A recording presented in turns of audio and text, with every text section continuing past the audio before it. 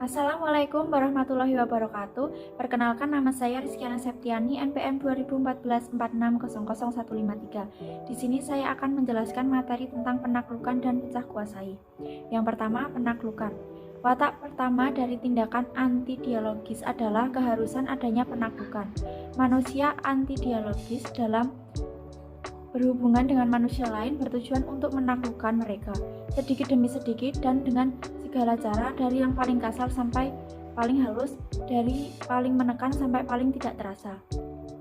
Setiap tindakan penaklukan melibatkan seseorang penakluk dan seseorang atau sesuatu yang ditaklukkan. Penakluk memaksakan kehendak kepada mereka yang ditaklukkan dan menjadikan mereka miliknya. Dia memaksakan garis bentuk dirinya kepada kaum takluk yang menginternalisasi bentuk ini dan menjadi manusia mendua yang menyerap dengan orang lain. Dari sejak awal, tindak penaklukan yang mereduksi manusia menjadi benda adalah nekrofilis. Tepat seperti halnya tindakan anti-dialogis senantiasa seiring dengan situasi penindasan yang konkret, maka demikian pula tidak dapat lain tindakan dialogis dengan penggeseran revolusioner dari situasi tersebut. Seorang manusia tidak anti-dialogis atau dialogis dalam pengertian abstrak, tetapi di dunia.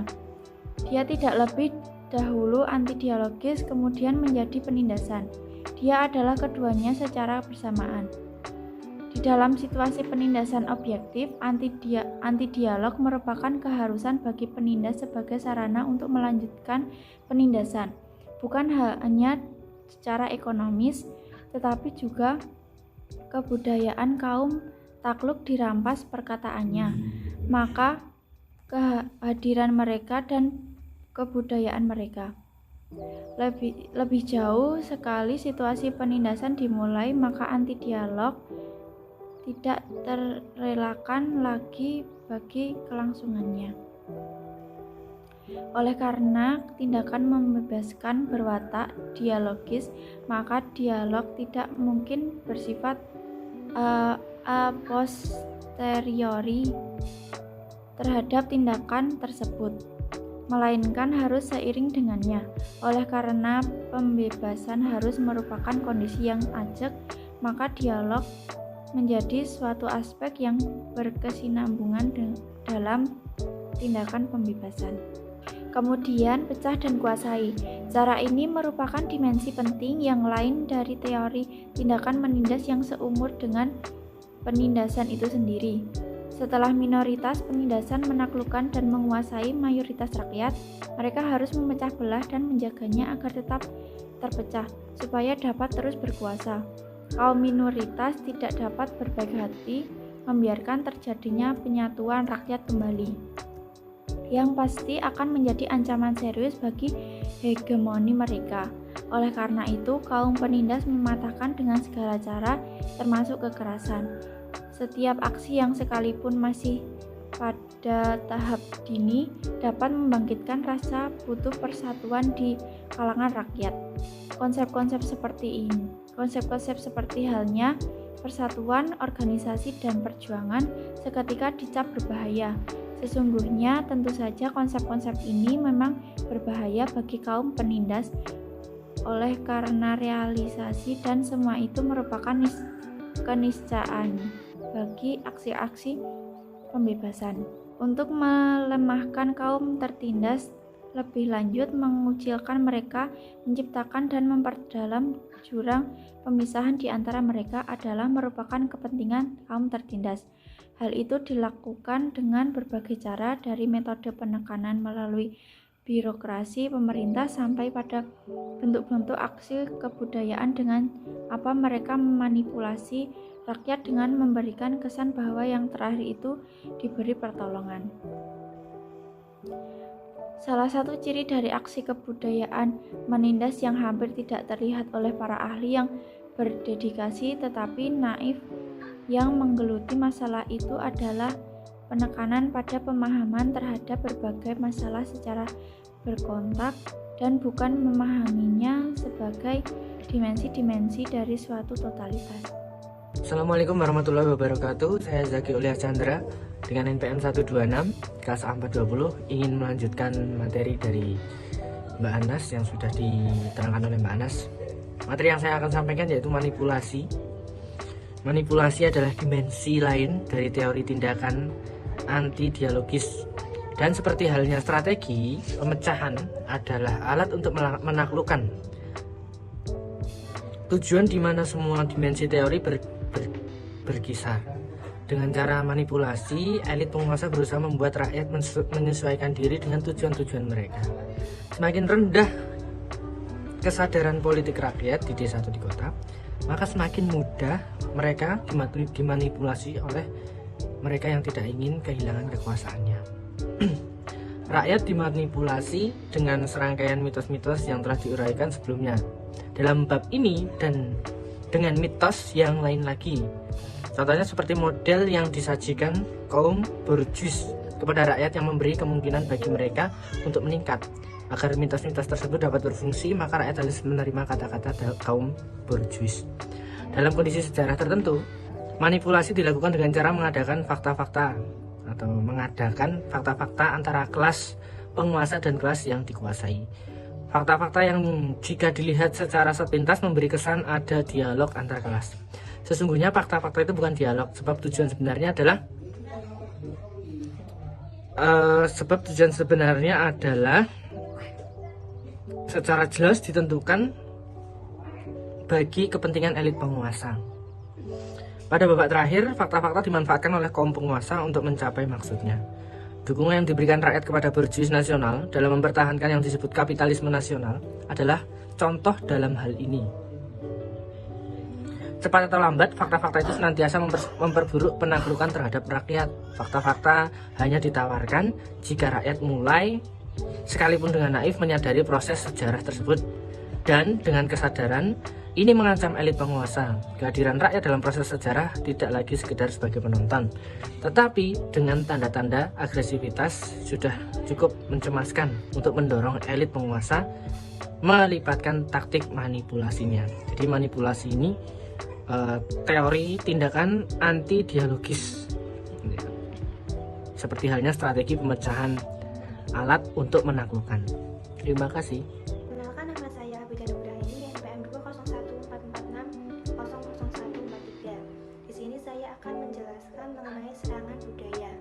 Seperti halnya taktik memecah belah dan memanipulasi juga melayani tujuan-tujuan penaklukan. Dalam gejala ini, para penyerang menyusup ke dalam lingkungan kebudayaan kelompok lain dan tanpa menghiraukan potensi kebudayaan tersebut. Mereka memaksakan pandangan dunianya sendiri kepada orang-orang yang mereka serang dan menghambat kreativitas kaum terserang dengan mengendalikan ungkapan-ungkapan kejiwaan mereka. Dalam serangan budaya, para penyerang adalah perancang dan pelaku dari proses tersebut. Mereka yang diserang adalah objeknya. Penaklukan kebudayaan mengakibatkan ketidakmurnian kebudayaan dari mereka yang diserang.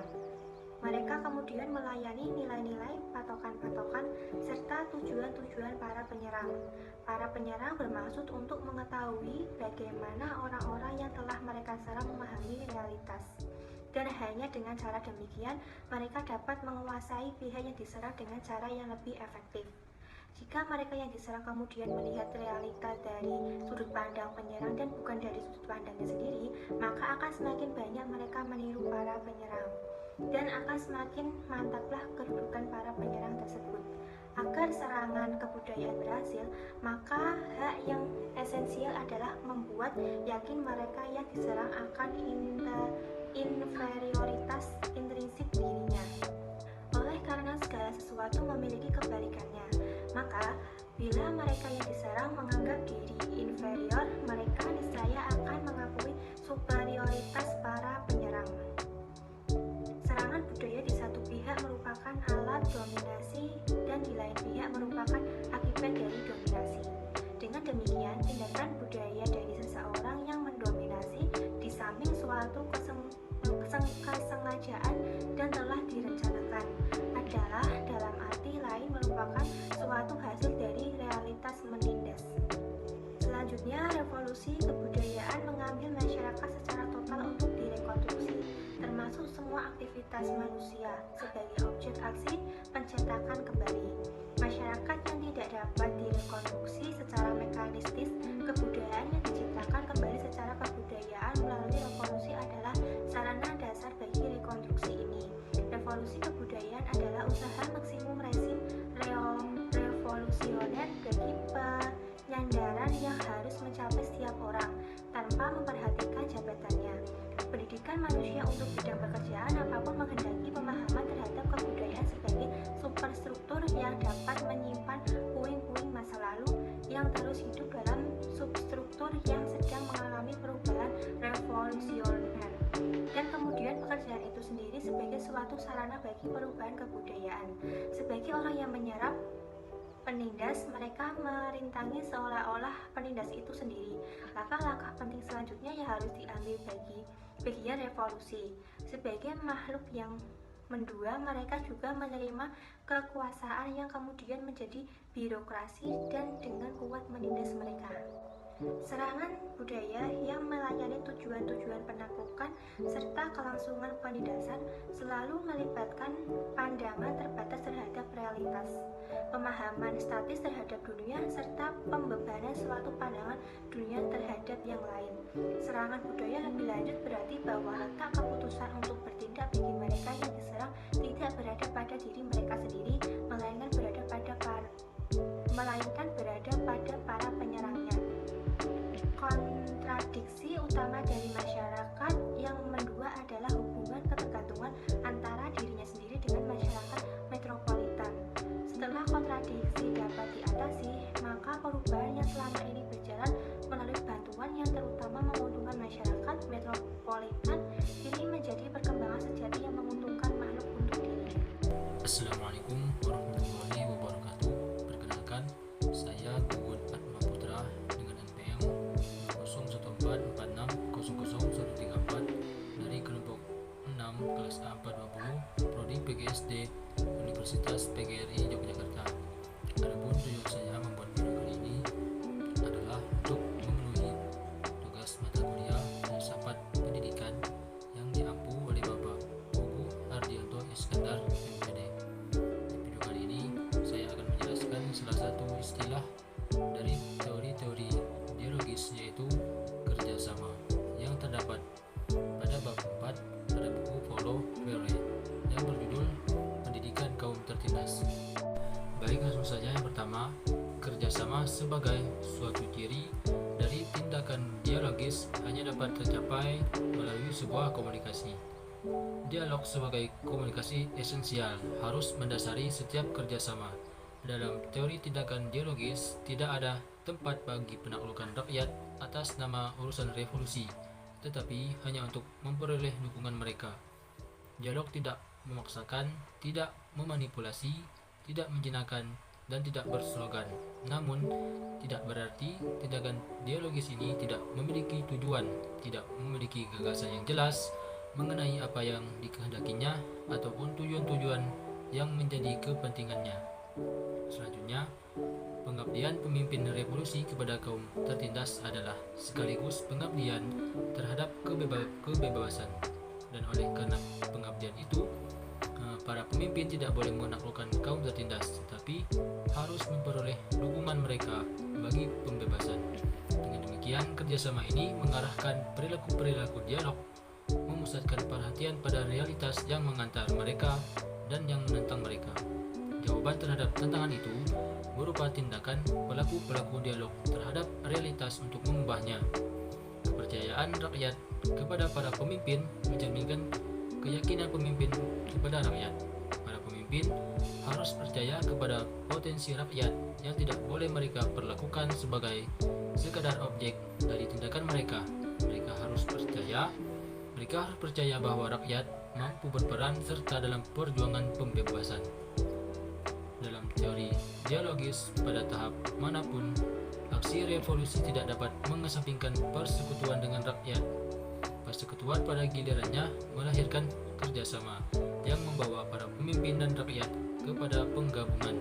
Penggabungan ini dapat terjadi hanya bila aktivitas revolusi benar-benar manusiawi, empatik, penuh cinta, komunikatif, komunikatif dan rendah diri agar mampu membebaskan.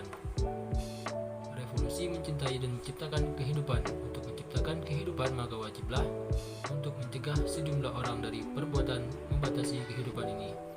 Di samping terdapat siklus kehidupan kemanusiaan yang hakiki bagi alam, terdapat pula sesuatu yang tidak alami dalam kehidupan mati, yaitu kehidupan yang dipotong pemenuhannya.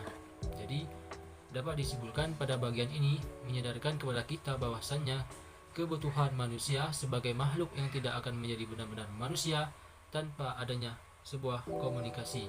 Sebagai manusia, pada hakikatnya adalah manusia yang komunikatif. Komunikatif ini dapat diartikan sebagai suatu tindakan yang memperlihatkan rasa senang berbicara, bergaul, dan bekerja sama dengan orang lain. Demikianlah yang dapat saya sampaikan. Saya mohon maaf apabila ada kesalahan kata. Saya akhiri. Wassalamualaikum warahmatullahi wabarakatuh. Assalamualaikum warahmatullahi wabarakatuh. Perkenalkan, nama saya Nurwahidah, NPM 20144600129. Di sini saya akan menjelaskan hasil analisis saya di bagian persatuan untuk pembebasan. Teori dialogis, para pemimpin harus menyerahkan dirinya bagi usaha tanpa kenal lelah, bagi persatuan kaum tertindas dan persatuan para pemimpin dengan kaum tertindas untuk mencapai kebebasan. Kesulitannya adalah bahwa kategori tindakan dialogis ini seperti juga yang lain tidak dapat terwujud di luar praksis. Praksis itu mudah atau paling tidak sulit. Kelompok pertama dapat mengandalkan penggunaan alat kekuasaan. Kelompok kedua menghadapi kekuasaan ini yang diarahkan kepadanya. Oleh karena itu, persatuan kaum tertindas di antara mereka tanpa memperdulikan kedudukan mereka masing-masing. Persatuan pastilah memerlukan adanya kesadaran kelas. Ciri-ciri kaum tani Amerika Latin berarti bahwa kesadaran kelas tertindas harus didahului atau paling tidak bersamaan dengan menanamkan kesadaran sebagai pribadi-pribadi tertindas. Para petani sekarang tuh memahami dirinya sebagai pengubah realitas atau yang sebelumnya merupakan entitas misterius. Melalui karya kreatif mereka menyadari bahwa sebagai manusia mereka tidak dapat lagi terus-menerus menjadi benda milik orang lain, dan mereka dapat beralih dari kesadaran mengenai dirinya sebagai pribadi-pribadi tertindas keadaan kesadaran mengenai suatu kelas tertindas. Metode-metode yang digunakan untuk mewujudkan persatuan kaum tertindas akan tergantung kepada pengalaman sejarah eksistensial mereka sendiri di dalam struktur sosial, bentuk-bentuk aksi kebudayaan dalam situasi-situasi yang sedemikian berbeda seperti mempunyai tujuan sama, misalkan menjelaskan kepada kaum tertindas mengenai suatu objektif yang menjerat mereka pada kaum penindas, baik kelihatan maupun tidak. Dia terpecah ke dalam masa lalu dan masa kini yang serupa dan suatu masa depan tanpa harapan. Dia adalah pribadi yang tidak memahami dirinya sebagai menjadi. Dengan demikian dia tidak dapat memiliki masa depan untuk dibangun dalam persatuan dengan orang lain. Tetapi setelah dia melepaskan pelekatannya dan melihat realitas dari mana dia menimbulkan diri, dia mulai menongkolkan dirinya sebagai suatu subjek atau suatu aku. Yang selanjutnya, organisasi. Bagi elit penguasaan, organisasi berarti mengorganisasi diri mereka sendiri. Sedangkan bagi para pemimpin revolusi, organisasi berarti mengorganisasikan diri mereka bersama rakyat. Disiplin dalam pengelompokan tidak boleh dikacaukan dengan pengelompokan. Karena tanpa kepemimpinan, disiplin, ketetapan, dan tujuan-tujuan, tanpa adanya tugas untuk dilakukan dan keuangan yang perlu didapatkan, maka suatu organisasi tidak dapat bertahan dan aksi revolusi juga akan melemah. Oleh karena itu, bukan berarti membenarkan perlakuan terhadap rakyat sebagai benda yang bisa dimanfaatkan. Bila para pemimpin revolusi memanipulasi rakyat, maka bukannya bekerja untuk mewujudkan penyadaran mereka, tetapi tetapi mereka justru ingkar terhadap tujuan organisasi itu sendiri. Yang selanjutnya, sintesa kebudayaan.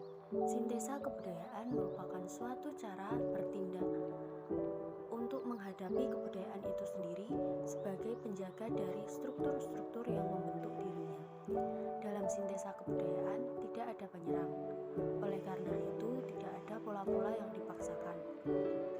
Yang ada adalah para pelaku yang menganalisis realitas secara kritis tanpa memisahkan analisis ini dari tindakan dan terlibat sebagai